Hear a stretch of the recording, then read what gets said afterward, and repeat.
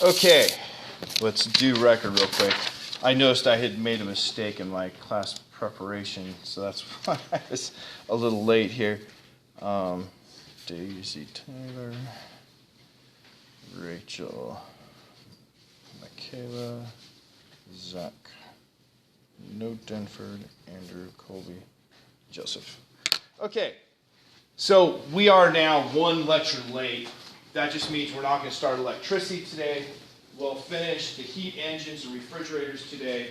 We'll have a review on Wednesday, and then Friday will be the exam, just as scheduled. So let's look at heat engines, something that I pretty much knew I wasn't going to get there. We had the Hero engine that was demonstrated for us by Tyler last class period. But now we're going to look at the heat engines a little more carefully so we can understand what the point of a heat engine is and how they work. So I had this slide last class period, that the heat engine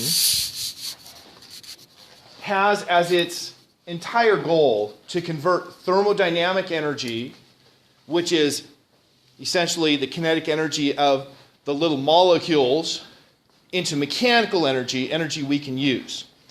And so we put energy in at a high temperature, and so that energy is called QH here. And that energy is converted into two things: work coming out and Q cold coming out. And I talked about an automobile engine, that a car engine always has that waste heat.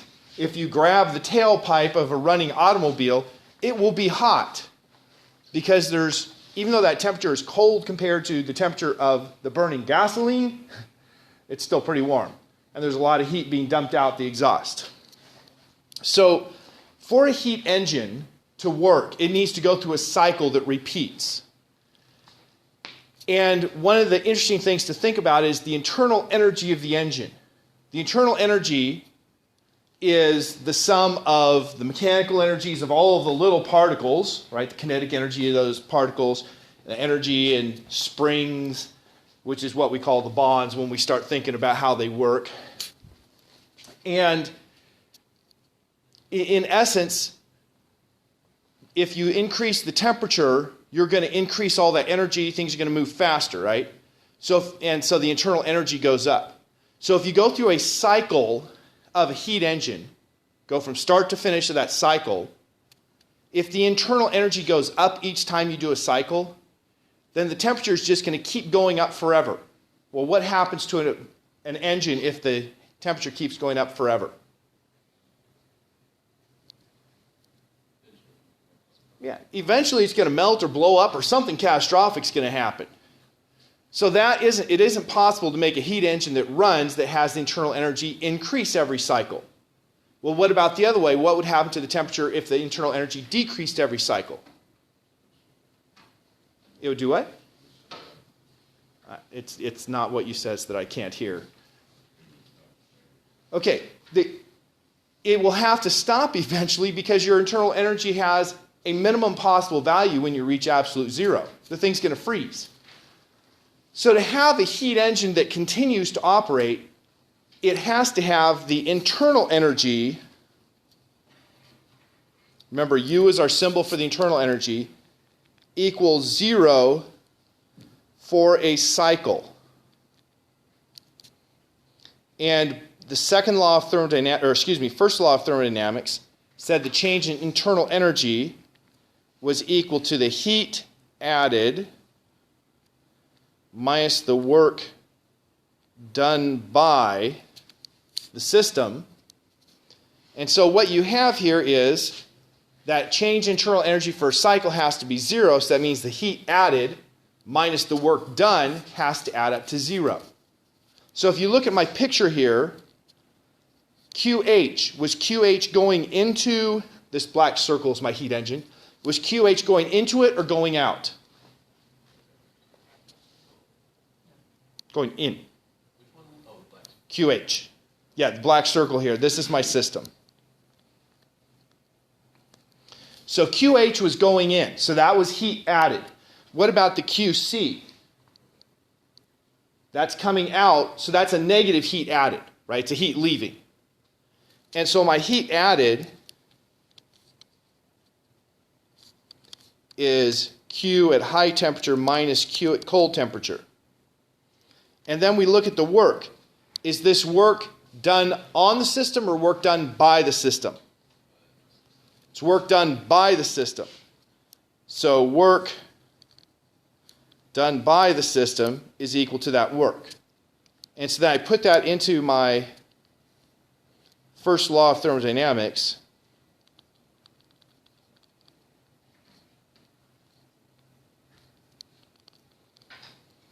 And I end up with QH minus QC equals W, or the work that is done by the heat engine is equal to the heat that I added at high temperature minus the heat that was exhausted at low temperature.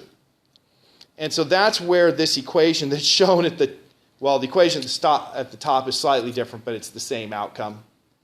That's where it comes from. So our heat engine, you put in heat at a high temperature, you exhaust heat at a low temperature, and the work done is the difference between those two. Ideally, you would like to have your wasted heat, the QC, as 0. But the second law of thermodynamics has as one of its statements that that's not possible. So you're never going to have that QC 0. You're never going to perfectly convert your heat into work. You'll always have some waste heat coming back out with you. So here's the automobile engine, and I think I showed this but didn't talk about it at the end of class on Friday. So we call this the Otto cycle, named after a German dude named Otto. And I have a couple different pictures of it. I talk about the heat engine in our cars because it's something we're reasonably familiar with. You know that you put gasoline in your automobile and that it burns that gasoline, right? Unless you have a hybrid, of course, or if you have a diesel. If you have a diesel, it is a different cycle. It's called the diesel cycle. But everybody knows that, right? You put in gasoline and you burn it. And so the process of how it's burned, we call our internal combustion engines used in automobiles that use the Otto cycle a 4-stroke engine. The 2-stroke is a different cycle than the 4-stroke. So you have these 4 strokes that have the names intake, compression, ignition, exhaust. You know, I go back to high school taking auto mechanics, and we had to learn that. Well, in physics, we learned a little bit more about what this means and why it's important. So this picture here shows, instead of 4, it shows 6. Why does it show 6 instead of 4? Well, it shows only 4 that are moving, right? The ones with arrows are the 4 moving, and that's what we think of for the 4 strokes.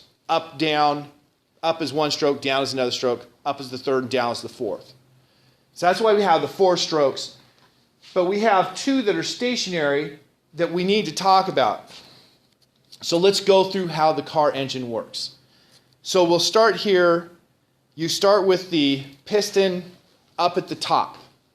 So your volume is as small as it can be. And you have these little valves. Let me actually zoom in on a valve just so we can see it a little better. You have valves. And these valves, there are 2 of them, and they, of course, have different functions. This one here is the intake, and this one here is the exhaust. So we start with that intake valve open. That's going to let air coming from whatever air intake, in an engine of my era, it's coming from the carburetor. The carburetor mixes air with gasoline, so you have the right mixture of air and gas to burn efficiently. Newfangled cars, you're just bringing in air, and then you have what they call a fuel injector that just adds the gasoline directly in, instead of having the carburetor mix them. But, right, so this is showing the fuel injector right there adding the gasoline in. Well, that white on white didn't come out as well as one would hope. But so here we're adding the gas in from the fuel injector, and then we have air that's coming in here. So the intake, we open that valve and then the cylinder goes down. The cylinder goes down so the volume increases. Since it's open to air, instead of having the pressure drop, it's simply going to pull air in. And so you basically remain at atmospheric pressure, but you pull air in, so you fill this chamber with the air-fuel mixture. So that's what the intake cycle is about. Then we have the compression cycle. So in this compression cycle, let me zoom out. So this one here, the piston was going down. Now for the compression, the piston's going back up. Notice the valves. Both valves are closed, so no air can escape. When you compress the gas, what happens? You're decreasing the volume. The temperature increases. You're doing work on it. Work is pressure times change in volume. This is work done on the system, energy going into the system. It's so fast that there's not really a chance for heat to flow, and so it just gets really hot. Now, some heat does flow, obviously, but it's pretty quick, so not much flows. So this here is compressing and making it hot. Then when the piston gets up to the top, you actually want to time it so it's just past the top, not right at the top. Then you have the spark plug. So this thing here is the spark plug. Although I am very zoomed in. Spark plug. So that spark plug puts an electrical arc in there that makes the very hot now air and gasoline start to burn. Now, has anybody ever had their car continue to turn over after you turned off the ignition? We call that dieseling because the diesel engine doesn't have a spark plug. It just gets a high enough temperature and pressure that it starts burning without having a spark. And when your car turns over, when you've turned the key off, that's what's going on. It's compressing it and getting the gas so hot that it's just burning on its own without having to have a spark. So the auto cycle, the automobile engine is designed so it shouldn't ignite spontaneously, that you have to ignite it. Well, when you ignite that gas, it burns really rapidly. So the temperature shoots up. As the temperature shoots up, the pressure also shoots up. So now you have a really high pressure, and now we have the first work done by the engine. Now that high pressure is going to push this piston back down, and then we're going to have work done by the piston. So in this stage here, work done on the piston. In this stage here was work by piston. This one here, it's work on the piston. Which one's bigger? The work done on the piston is bigger because the pressure is much, much higher. And work had the equation, work is equal to pressure times the change in volume. So since it's much higher pressure, there's much more work done by the gas on the piston than the piston did on the gas. So the piston gets pushed back down, and in so doing, this is the power stroke. It's pushing down, and then we have a crankshaft that piston is attached to. The crankshaft is getting pushed, and you see there's an offset, so it's not being pushed on the center, it's being pushed out here, and so it makes it rotate. And then the final, whoops, that is zooming the wrong direction. Here we go. The final portion, the piston comes back up again, but you open the other valve, the exhaust valve. And now this gas, what happened to the temperature of the gas when it expanded? You expand the gas quickly, what happens to the temperature? It should cool. And so this is now cooler gas. Now is it as cold as air temperature? No, it's still pretty warm. You don't want to put your hand in there. But this cooler gas is now pushed out the exhaust, and so that's called the exhaust phase. So these four pictures are the four we usually right because we call the 4 strokes intake, compression, ignition, and exhaust. But the truth is, ignition was a moment. And then after the ignition, there was the power stroke, which was when it was coming down. So if you look at these pictures over here, you had the intake, it called it the inlet stroke. You had the compression, those were the same. Then you had the combustion, where it shows no motion because the combustion is just boom, and it's over with. Then you have the power stroke, the expansion, and then you have the exhaust. This actually shows 2 for the exhaust. Don't really need 2 for the exhaust there, but such is life. Down here we have what we call pressure volume or PV diagrams of what's going on. This here is the ideal or the theoretical, what we would tell you in a general physics or principles of physics class is happening. You have, starting at the beginning, the piston went down, so the volume increased. So that's why it starts here and goes there for the first part, increasing the volume, but the pressure is staying in atmosphere because it's just open to the atmosphere through that intake valve. Then you close that valve and you compress it. So this here is the compression stroke. And then there is no stroke involved during the combustion. During the combustion, the volume stays the same, but the temperature and pressure shoot way up. So that's combustion going from 2 to 3. And then you have the expansion. And finally, at the end of the expansion, you open the valve. And so this here is opening the valve. That's just a little jump when you open the valve, and then you push the gas out.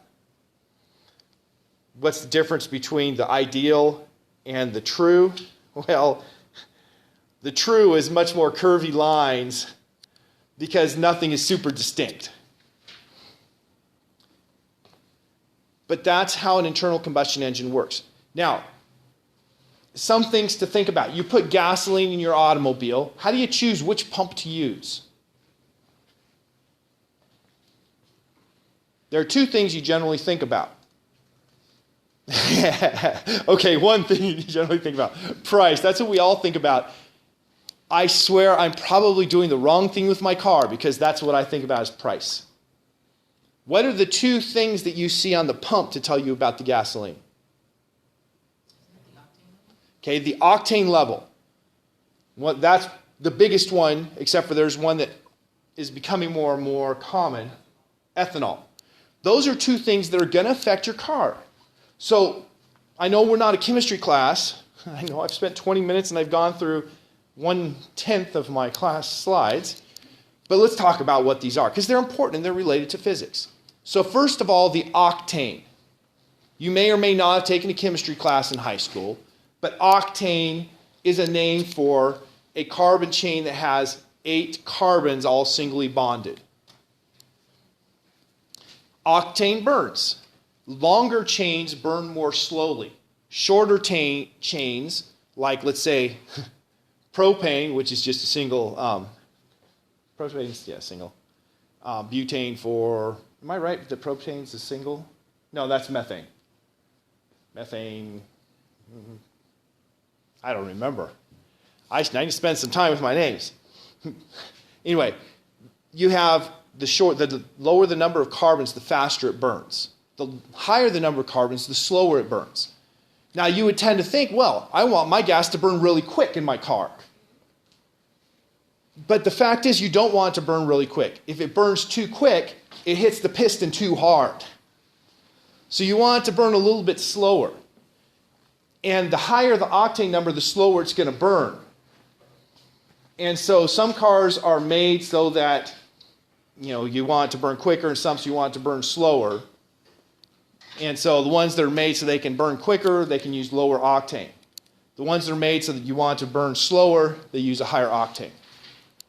So the octane number, in theory, it's counting the chains that are longer than 8 in practice, it's a much more complicated calculation that basically just tells you how quickly gas burns. Then we have that ethanol. How does your car behave if you put gasoline that's 10% ethanol compared to if it's 100% gasoline? Anybody noticed? No? The ethanol has less energy content.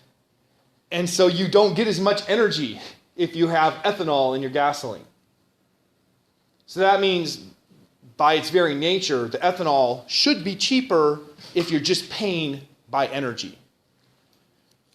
And it's actually cheaper because the government subsidizes it. But the ethanol is a lower energy, so when you're using the ethanol gasoline mixture, you're having less energy that you're putting in your tank, which means you're probably getting lower miles per gallon than if you had straight gasoline. And so, like last year at a conference, some college students for a physics project tried to measure the fuel efficiency with ethanol gasoline versus regular gasoline, and try to do some things to get an idea of what we really should be putting in our cars, because what I always do is exactly what Tyler said. That's the cheapest grade. That's what I put in my car. But I may be putting more dollars per mile in by making that choice. Okay, hey, we're on to slide number 4 now out of 37. Because we're flying. Efficiency is simply how much work you got out for how much energy you put in. Ideally, you'd like something to be 100% efficient, to get as much energy out as you put in. But once again, the second law of thermodynamics says that is not possible. So energy is just that calculation of work divided by the heat you put in. The heat you put out, that's not part of it. That was waste. Although you could use the relationship we saw before where we said QH minus QC minus W equals 0 to say that W is equal to QH minus QC. And you could rewrite this as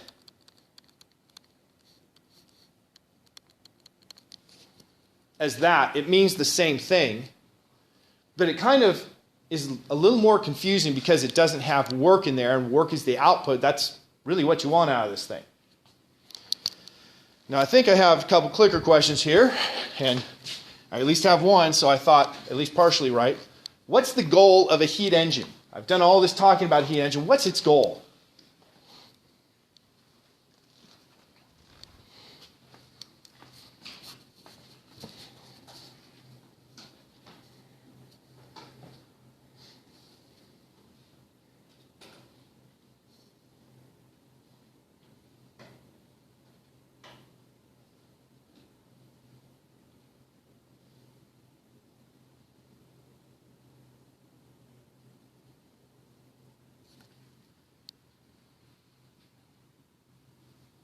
Okay, 0, 2, 6, 1. Okay, let's see how we answered here. We had the largest single group, a majority, said to convert heat into mechanical energy. The next group said to convert heat at low temperature into heat at high temperature. So to make something go from cold to hot. And then one person said to convert mechanical energy into heat. Well, the correct answer was the one that the majority had. The correct answer was to convert heat into mechanical energy. You're taking heat at what temperature? High temperature or low temperature? You're taking heat at high temperature, and then you have the outputs are mechanical energy and heat at low temperature. You don't want the heat at low temperature, but you can't get around it. So that was the goal. Heat at a low temperature to heat at a high temperature. Well, we can do that by, a heat pump. Convert mechanical energy into heat. We do that when we do things like rub our hands together. And hopefully by the end of today, if I start going faster, we'll talk about heat pumps. Okay, a second clicker question. This one is about efficiency. A heat engine takes 1,200 joules of heat from the high temperature heat source in each cycle and does 400 joules of work.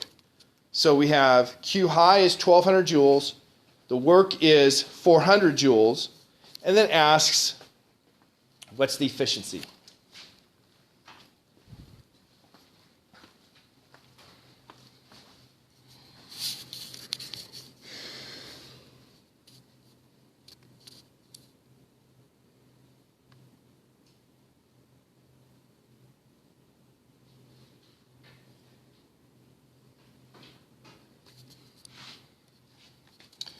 Okay, we have the same breakdown. I'm guessing different students, but the same numbers. The key to this question is just remembering what efficiency is. What is efficiency?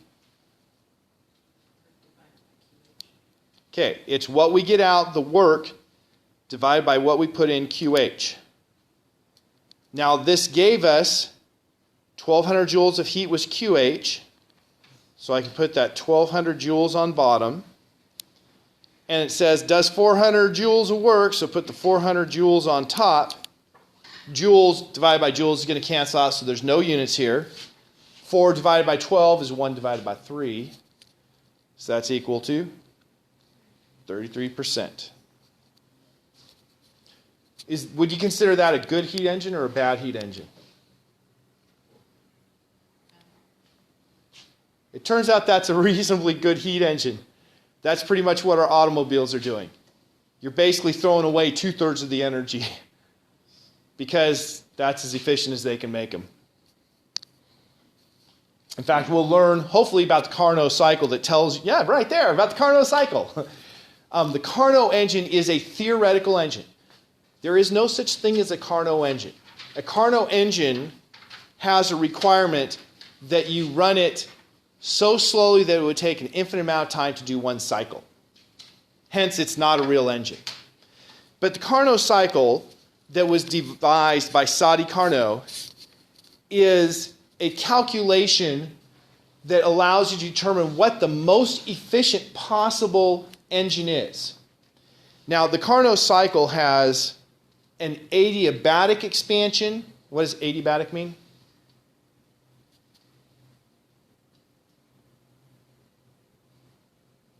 Uh-oh. That's a vocab word we learned.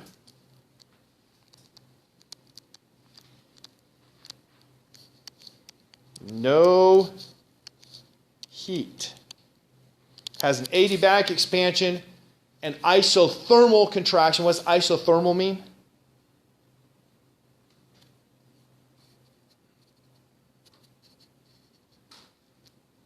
Friends, the weekend was not good for our collective memories. Iso means same. Thermal temperature. So isothermal, same temperature, means the temperature doesn't change. Has an adiabatic expansion, isothermal contraction, adiabatic contraction, and then an isothermal expansion. We usually draw a PV diagram, P for pressure, V for volume.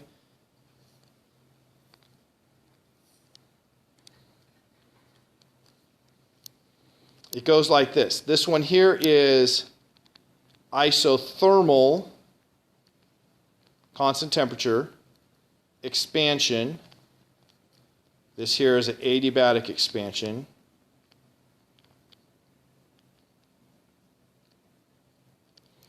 And then we have isothermal, thermal, contraction, and adiabatic contraction. So this is the ideal engine. It turns out that since work is pressure times change in volume, the area that is inside of this is the work that's done by the engine. And with this engine, it turns out that the ideal efficiency turns out to be temperature hot minus temperature cold over the temperature hot. So for any engine, that's the best you can get. A real engine is going to be less than that. So if you take the numbers for the temperature of the burning gasoline in an automobile engine and the air temperature, that would give you the best possible efficiency you could achieve.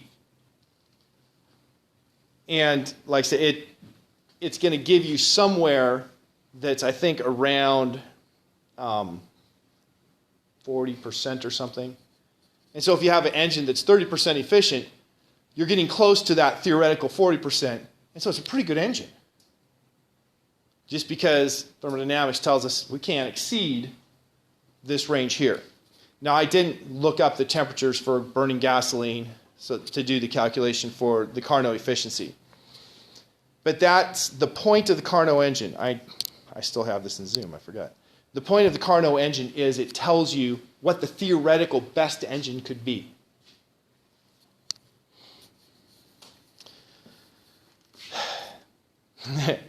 Skip over that. That reversible word means that it's constantly in equilibrium, and thus you could run a Carnot engine forward or backward as long as it takes an infinite amount of time to do a cycle.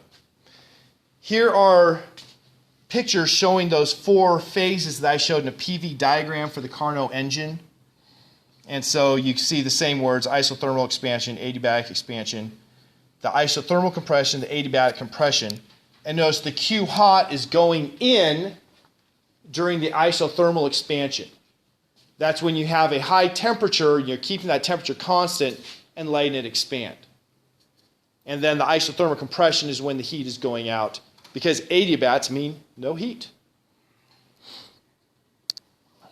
And so, yeah, this is, I already showed you that. So I can go right past that. So a question now about the Carnot efficiency for an engine. And I'll pre-warn you, you're probably going to get it wrong, so don't feel bad if you don't get it right.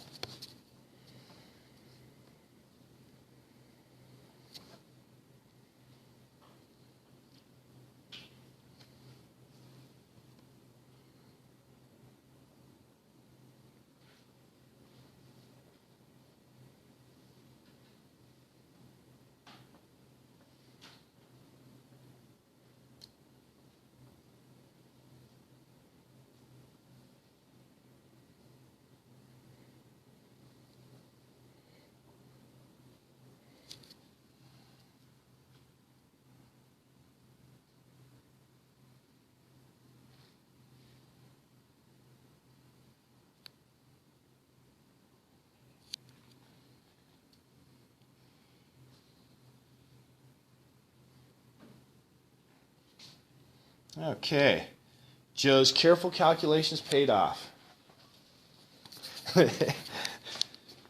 What was the equation for the Carnot efficiency?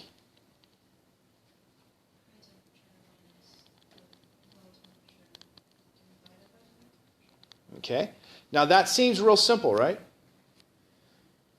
The trick is you have to use kelvins. Imagine if the high temperature was 0 degrees Celsius and you use Celsius. You'd be dividing by 0 and you'd say, aha, I could have infinite efficiency as long as I have the temperature high being 0 Celsius. Well, that's not true. And it would be different if you changed it to Fahrenheit. So you have to use an absolute temperature scale. So for the difference in temperature, how does the difference in temperature Celsius compare to the difference in temperature kelvins? Now, temperature Kelvin is temperature Celsius plus 273.15. I'll write that down. Temperature in Kelvin is temperature in Celsius plus 273.15. If I look at the difference,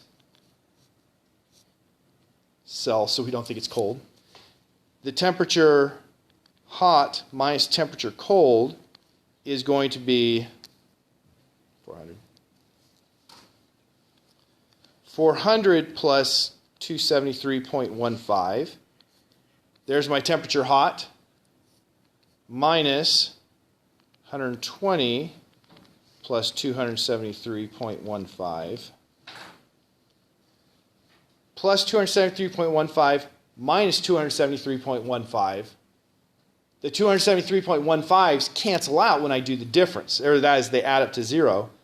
And that's just 400 minus 120, which is 280 kelvins. But now I have to divide that by temperature high. So I have to divide that by 400 plus 273.15.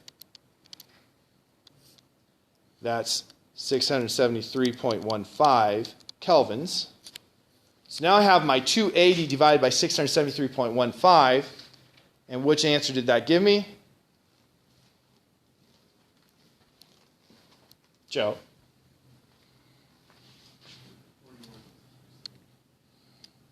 We had 4 people that answered that correctly. We had all of them represented. Had you forgotten and just used Celsius, you would have had 280 divided by 400, which is more than 50. So this one here would have been if you did it in Celsius, I believe. But that would be incorrect, of course.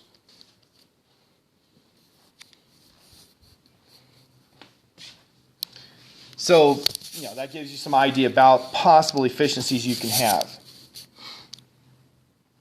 This question here is similar, except for it's just asking us about what could be generated by the turbine in each cycle without knowing temperatures.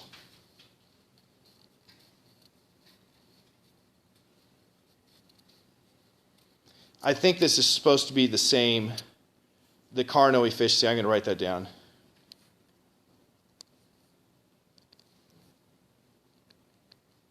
I'm just going to put 41%. You'll be close enough. So if it's running at Carnot efficiency of 41%, how much how much work can you produce if you have 500 kilojoules of heat? That's QH.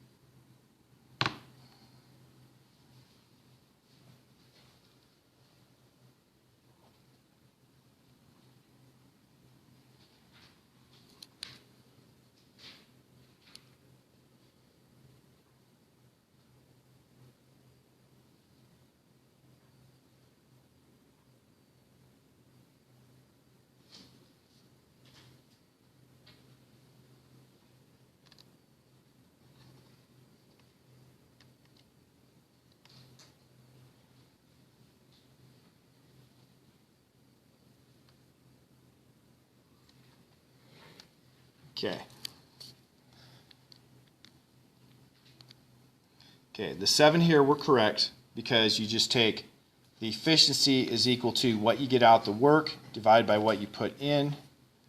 And so 0.41 is equal to the work that I'm looking for over what I put in.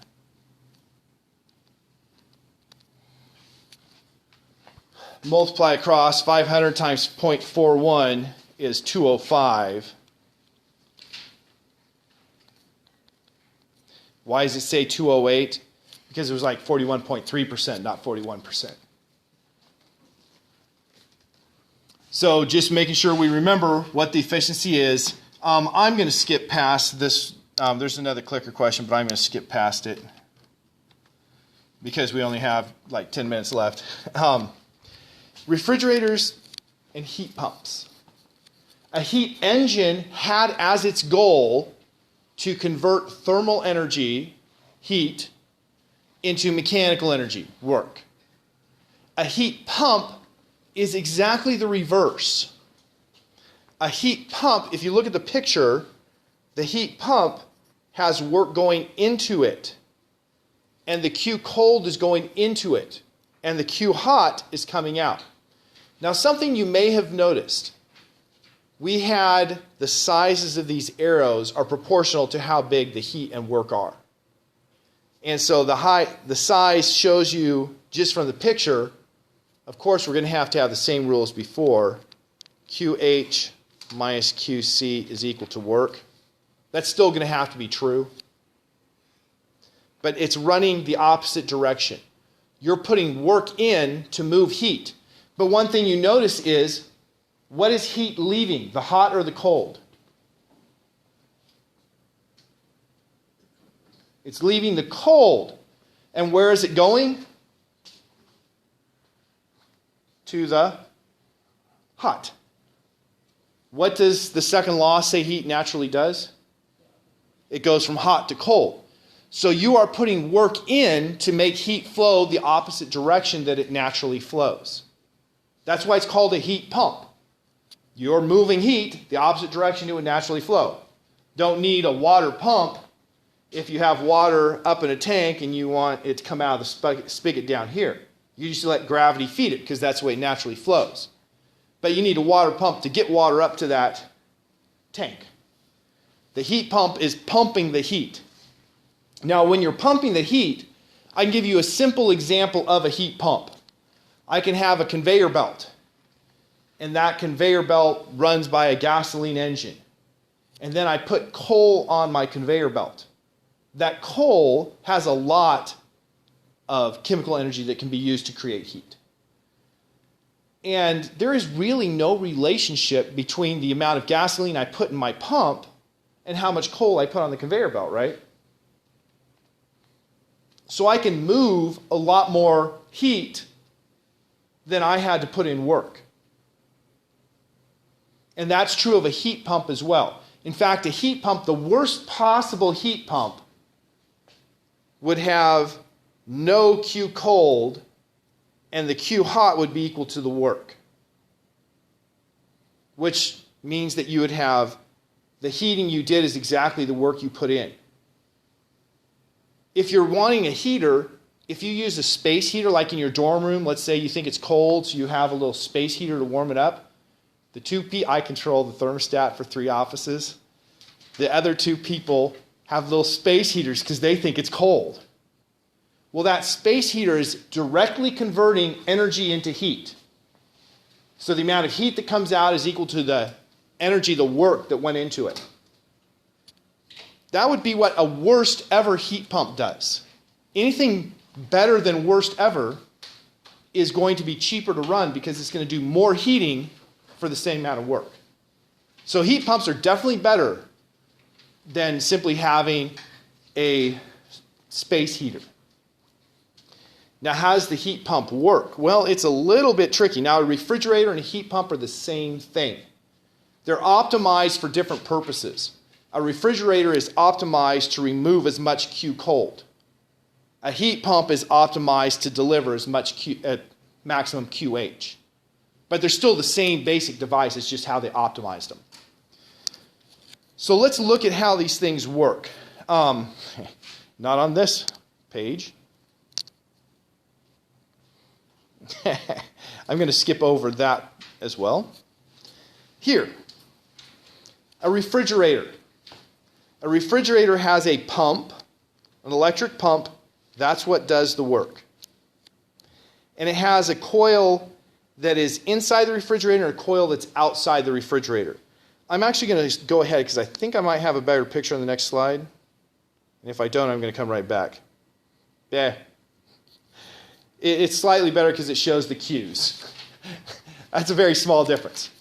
Well, okay, try one more, see if that's, nope. Okay, so come back to the refrigerator, and let's talk about how this refrigerator works. First, you have a pump here, and that pump compresses the gas. And so when you compress the gas, what happens to the temperature? It goes which way? Up. So you have hot gas or refrigerant that comes out of your pump. And it goes through heat exchangers outside of the refrigerator. So room air has that hot refrigerant going by. Since the room air is cooler than that hot refrigerant, what happens to heat? It's going to naturally flow into the room air out of the refrigerant. So the refrigerant gets up to room temperature by the time it gets here. So you had a bunch of heat that went into the room to cool the refrigerant down after you pumped it to a high pressure. Then it has something that you don't see labeled here. It has an expansion valve.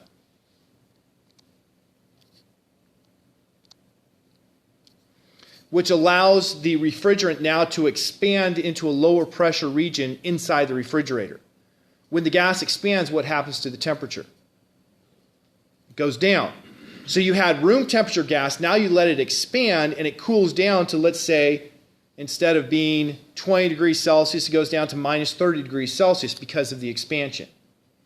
Well, now you have a cold gas in your little tubes. You're not releasing this in the refrigerator, it's contained in the tubes. And so then it's colder than the inside of the refrigerator. So what happens to heat inside the refrigerator? It goes into the colder tube with the refrigerant in it until by the time that refrigerant gets to the end of its run inside the refrigerator, it's warmed up to, 0 degrees Celsius or so. Or, it depends on what you have it set on. Then you pump it up and it repeats. And so heat naturally flows from hotter to colder. Inside the refrigerator is hotter than the refrigerant, so it naturally flows into the refrigerant inside the refrigerator. Outside, you pump it so the refrigerant is very hot and it naturally flows into the air.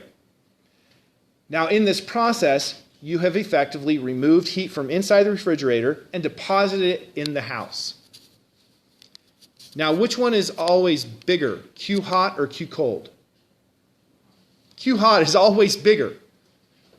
So if you open the refrigerator door, then that heat in the air can go into the refrigerator. Since Q hot is bigger than Q cold, what's the net effect going to be on the house if you open the refrigerator door and leave it open? You will heat the house. The refrigerator will not cool down the house. It will heat up the house. It may feel good to open it and stick your head in there, but just know you're heating up the house as a whole when you do that. Now, you guys live in dorms. You could do stupid things like take your refrigerator and put the coil part. You've seen the coils in the back of the refrigerator, right? Put those on the outside of the window, seal up the window, and take off the front of the refrigerator. Well, yes, that would cool your dorm room because you'd be exhausting the heat at high temperature outside the room and pulling the heat at low temperature from inside your room. But remember, a refrigerator is not optimized for cooling a room. And so it's not very good at that. By the way, just in case you're curious, this is another thing I can't convince my wife of, that you can't, cool down the house by opening the refrigerator door. It seems counterintuitive. A heat pump is just run the other direction. In fact, you can get a heat pump in your house to be both a heater and a cooler. And all you have to do is reverse where the QH is and where the QC is, and it will move heat from one direction to the other. The heat pumps are great if the temperature difference is relatively small. When the temperature differences get larger, they don't work as well. So if you have a temperature difference between inside your house and outside that's like 80 degrees Celsius, well, 80 degrees Celsius, that would be pretty extreme. Even 40 degrees Celsius, which does happen typically, the heat pump's not as good as having, traditional heater or AC. But if it's smaller differences, if you have a variation of just like plus or minus, 10 degrees Celsius from inside to outside, then the heat pump's going to save you a lot of money. Okay, I'm going to stop right there because, well, I'm out of time. So we'll review next class period.